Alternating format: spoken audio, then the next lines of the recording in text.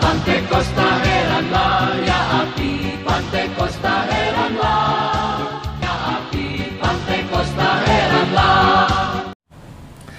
Haleluya, shalom, salam bahagia. Kita jumpa lagi dalam program TV Pantekosta dalam serial pelajaran tentang Roh Kudus.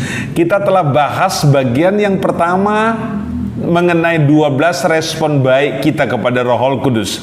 Yang pertama, menjadi saksi. 2, pelihara kesatuan roh. 3, memberitakan firman Tuhan. 4, menerima firman Allah. 5, pegang dan pelihara ajaran. Yang ke-6, patuh kepada perintah Roh Kudus. Kita lanjut sekarang dalam pelajaran ini nomor 7 sekarang, yaitu mendengar dan jangan keraskan hati. Roh Kudus mengendahi kita semua untuk memiliki hati yang lembut, hati yang terbuka untuk menerima firman. Ada kasus dari bangsa Israel yang keras tengkuk dan keras hati.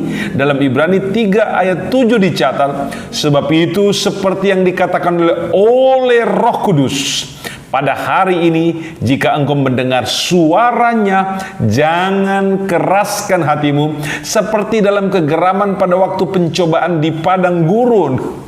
Ada peringatan keras dari Roh Kudus, agar supaya jangan mengeraskan hati jika kita mendengarkan firman Tuhan. Kata itu ditulis skleruno. Kata itu adalah berarti keras hati dan keras kepala. Ini bentuk penolakan kepada suara Tuhan melalui Roh Kudus. Kata lain itu berarti mengeras atau bandel. Banyak sekali orang itu bandel, keras hati. Tidak boleh seperti itu, karena Roh Kudus tidak menginginkan pengikutnya berlaku, bersikap seperti itu. 8, memuliakan Tuhan dengan tubuh. Ini penting sekali untuk kita lekatkan di dalam hati. Dalam 1 Korintus 6 ayat 19 tegas dikatakan, atau tidak tahukah kamu bahwa tubuhmu adalah bait Roh Kudus yang diam di dalam kamu, Roh Kudus yang kamu peroleh dari Allah, dan bahwa kamu bukan milik kamu sendiri. Jelas, kita bukan milik kita. Kita milik Sang Pencipta. Kita milik dari Roh Kudus. Lanjut ayat 20. Sebab kamu telah dibeli dan harganya telah lunas dibayar. Kita sudah milik Tuhan secara utuh. Karena itu perhatikan baik-baik. Muliakanlah Allah dengan tubuhmu. Haleluya.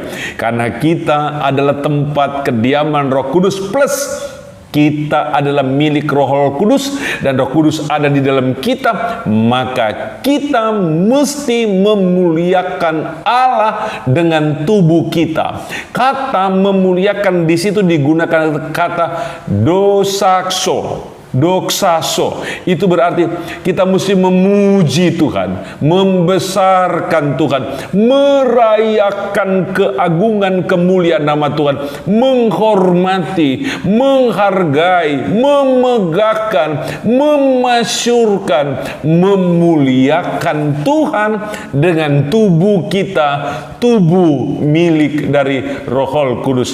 Ingat baik-baik, jangan sampai keluar dari konsep itu. 9, berdoa dalam roh. Ada kekuatan yang tersimpan dalam kehidupan umat-umat Tuhan. Ada tenaga besar yang ada di dalam hidup kita, yaitu doa.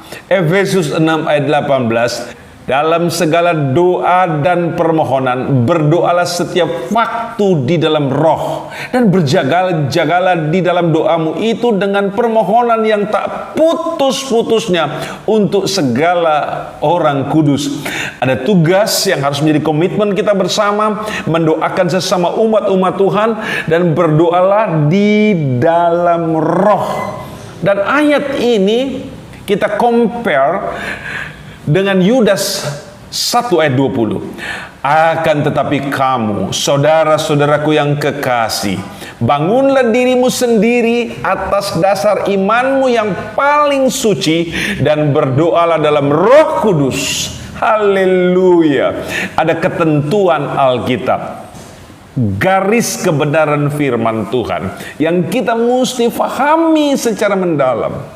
Berdoa di dalam Roh Kudus, dan itu artinya Roh Kudus ada di dalam kita, memberikan bantuan sebesar-besarnya kepada kita supaya doa kita dijawab oleh Bapa di sorga. 10. Beribadah dalam roh. Haleluya. Catatan Filipi 3 ayat 3 kita dengarkan bersama. Karena kitalah orang-orang bersunat yang beribadah oleh Roh Allah dan bermegah di dalam Kristus Yesus, dan tidak menaruh percaya pada hal-hal yang lahiriah. Beribadah oleh Roh. Yang paling diinginkan Tuhan dalam kehidupan kita adalah ketika kita ada di hadapannya, mengangkat tangan, memberi puji dan puja, menyampaikan penyembahan, dan melakukan ibadah oleh Roh Allah. Ini adalah kualitas ibadah yang sangat tinggi sekali, dan ini yang paling dirindukan, dicari-cari oleh Tuhan dalam kehidupan umat-umatnya. Beribadahlah selalu oleh Roh kepada Allah. 11. Menabur dalam Roh. Haleluya. Kita telah menerima banyak. Kita telah mendapatkan hal-hal yang luar biasa dari Tuhan.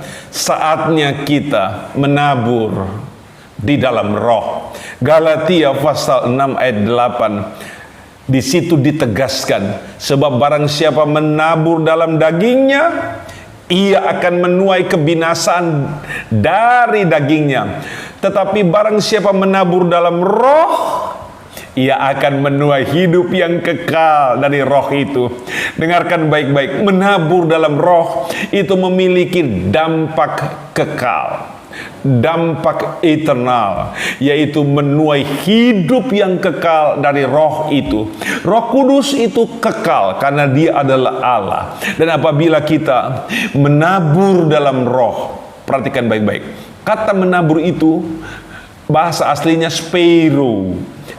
Spiro berarti menabur dan menebarkan benih. Menebarkan benih, menyemaikan benih, dan benih itu akan tumbuh, berbunga, dan berbuah lebat.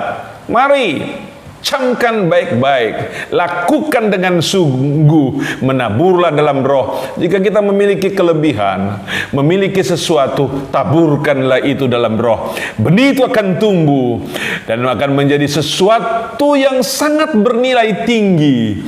Lakukan saja tugas kita dalam roh, maka kita akan menuai hidup yang kekal. Yang terakhir, dipimpin oleh roh. Haleluya. Ada 3 ayat yang saya akan baca secara beruntun. Roma 8 ayat 14. Semua orang yang dipimpin roh Allah adalah anak-anak Allah. Engkau anak Allah? Ya. Kita telah dibeli oleh Tuhan, dan Dia adalah Bapa kita, Tuhan kita. Mari kita berjalan dipimpin oleh Roh Kudus. Galatia 5 ayat 18. Akan tetapi jikalau kamu memberi dirimu dipimpin oleh roh, maka kamu tidak hidup di bawah hukum Taurat. Dipimpin oleh roh. Kata dipimpin di sini dalam bahasa aslinya adalah ago. Itu berarti dipimpin, dipegang, dibawa kepada tujuan. Oh haleluya.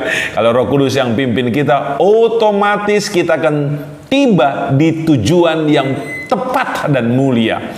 Kata kedua itu ditulis dalam Galatia 5 ayat 25. Jikalau kita hidup oleh roh, perhatikan baik-baik, baiklah hidup kita juga dipimpin oleh roh. Kata dipimpin oleh roh itu juga berarti dalam bahasa aslinya adalah stoikeo. Kata stoikio itu berarti pawai atau iring-iringan orang atau kelompok yang diarahkan dan terpimpin sesuai dengan kebajikan dan kesalehan. Jadi ada aturan, ada baris berbaris, ada pawai yang teratur, yang dipimpin oleh Roh Kudus, di mana orang-orangnya melakukan kebajikan dan hidup dalam kesalehan. Haleluya. Jangan pernah lupa, hidup kita harus baik. Kita akan rinci satu persatu mulai dari poin 7. Hidup kita harus mendengarkan dan jangan mengeraskan hati. Ikuti apa kata dan kemauan dari Roh. Yang kedelapan, memuliakan Tuhan dengan tubuh. Roh Kudus ingin kita menggunakan seluruh panca indera kita, jiwa kita, dan roh kita untuk dapat beribadah dalam roh. 9, berdoa dalam roh. Ke-10, beribadah dalam roh. Yang ke-11, menabur dalam roh. Dan yang terakhir, dipimpin oleh Roh Kudus. Haleluya. Inilah yang dirindukan dan dicari-cari oleh Roh Kudus dalam kehidupan kita. Lakukan itu dengan penuh sukacita dan penuh tanggung jawab. Tuhan Yesus memberkati kita. Roh Kudus memimpin kita. Haleluya. Amin.